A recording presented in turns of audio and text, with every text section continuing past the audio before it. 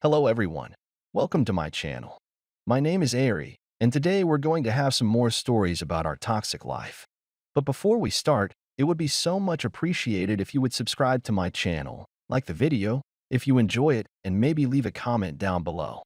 These simple clicks would mean a lot to the future of this channel and really reward the effort that I put in every day. And now without further ado, let's go. Today's first story. In today's story, Opie, in a long-standing relationship since middle school, discovers their girlfriend's emotional infidelity with a coworker.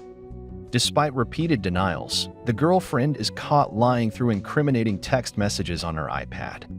He ends the relationship, but the girlfriend pleads for a second chance, promising change.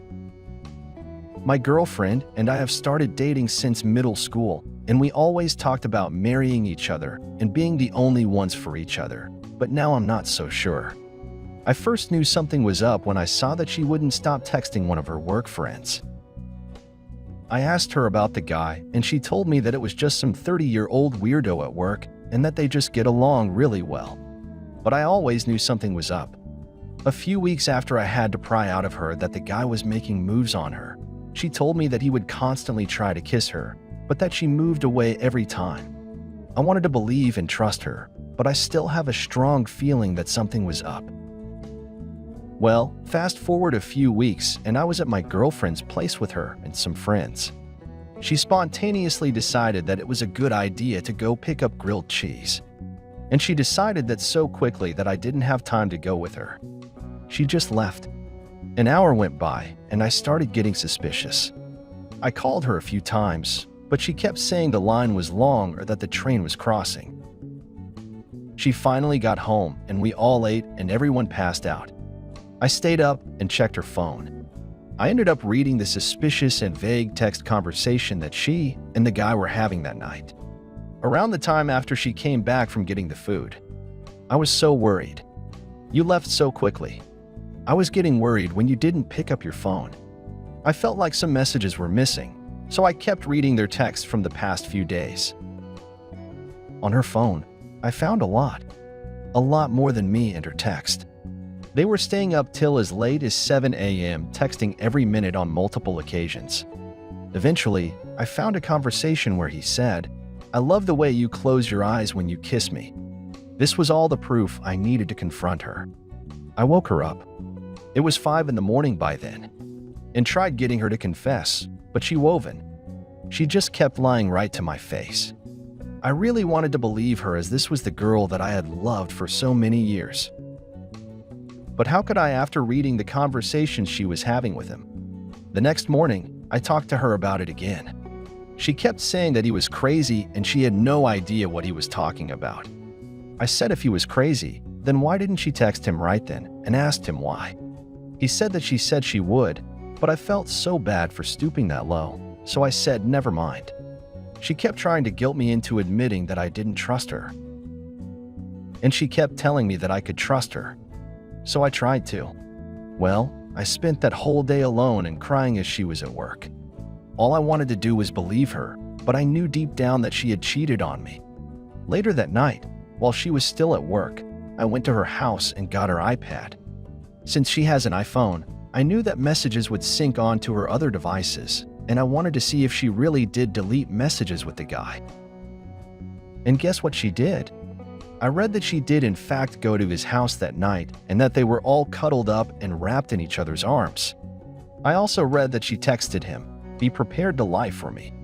He wants me to ask you about why you said that you like kissing me." She tried so hard to cover up her tracks, but I was willing enough to stoop so low and read her messages on her iPad. I felt terrible for doing that, but it worked. I learned the truth after I read all of that. I sent her pictures of the conversation and she came home a little later and we talked about it. The conversation was mostly me yelling at her, calling her names and such and asking about everything they did. She claims they never had intimacy or anything and that they just made out a few times. I know she's lying about how many times. She also said that she spent the night at his house twice, but it was just for cuddling. And I really want to believe that she thinks very poorly about her body figure. She's only comfortable being naked or even half naked around me. And I did read some of her texts where she said stuff along the lines of if I wanted to have intimate. We would have had intimate already, or stuff where she just talked crap about her body and him saying I'm sure it isn't that bad stuff that makes me want to believe that they didn't have intimate. But she still lied to my face countless times, even after I confront her with proof. I eventually said, we can't be together anymore after this. And she just started bawling her eyes out. She wouldn't stop crying. I kept trying to leave and take some of the clothes I left there with me, but she kept pulling me back and grabbing onto me. She wouldn't stop telling me how much she loved me and that it was a mistake, and that now that she knew what it was like to lose me, that she would never do something like that to me again. And I honestly do want to believe her. This is the girl I have loved since middle school, but she has lied to me so much that I'm not sure if I can do it. She drove up to school with me for a few days. I lived 3 hours away from school and I was down home for the weekend, and it was enjoyable. We were together the entire time, and it made me realize that I can't picture life without her. But now she's back home where he is, and I just can't trust her anymore. I have been freaking out every day since she left, not knowing what she was doing or who she was with, since I just can't trust her anymore. She said she understood and that she was going to earn my trust back, but I've read so many other cheating stories on here that it seems like I'm just never going to trust her again. She turned on her location for me, but she could easily just set the location to her iPad and tricked me into thinking that she was home. She still hangs out with the same group of friends. The guy she cheated on me with is in this friend group, and it's destroying me. I know she's just trying to have fun with work friends, but how am I supposed to believe that she's really done with him? What do you guys think of this situation? Today's second story. In today's story, Opie was in a 4-year relationship facing issues in intimacy. Despite suggesting therapy, the partner became distant and eventually revealed an affair with her boss. He initially downplayed the affair, but the truth emerged through text messages. He confronted the partner, who expressed uncertainty about feelings and claimed the affair was a mistake. Now let's get into the story. We were a couple of 4 years in our early 30s, living together with no children. There were some issues with intimacy. I wanted her to go to therapy because she was struggling with her emotions and speaking about them. But she was too scared. The last time we kissed was in July, and she just wasn't there. From that moment, her attitude changed. She became distant and impatient. 2 weeks later, we had a night out with friends after work, and she brought her boss along. That was the first time I met the guy, and he told me that I seemed friendly. But we were playing on 2 teams because he fancied my GF. When I spoke to my GF about it, she acted surprised and assured me nothing was going on. She became even more distant and hostile. I tried to get through to her, but she would get angry and gaslight me, claiming I was imagining things. I decided to make more effort and take her out more often, but her mind was always somewhere else. Then on our holiday trip, she told me that she didn't feel anything the last time we kissed and that there was no desire for me. But it didn't mean she wanted to break up. We decided to continue the conversation after the trip. When we got back, I noticed she became glued to her phone. She did more activities not involving me. I was still in denial.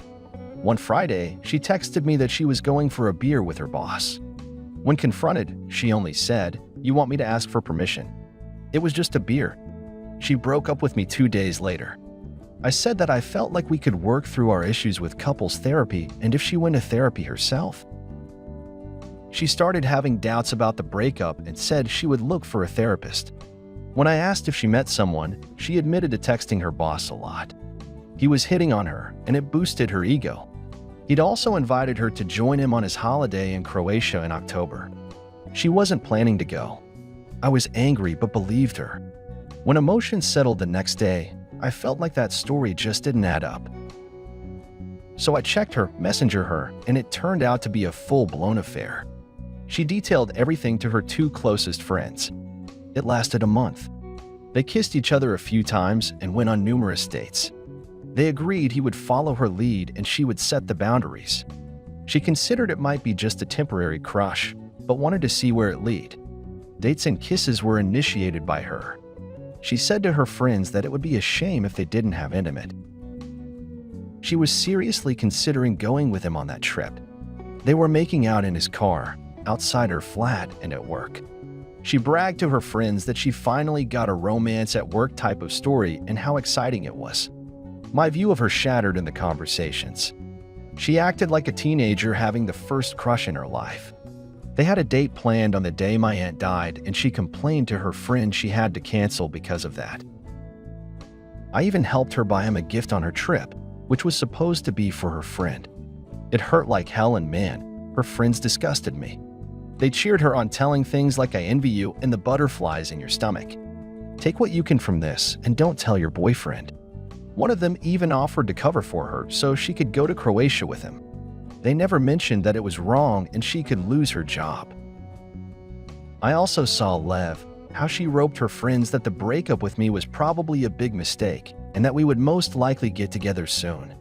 But she needed therapy to figure things out. She also set up a meeting with her boss 4 days after our breakup. I was never cheated on, and I thought that physical stuff would hurt the most.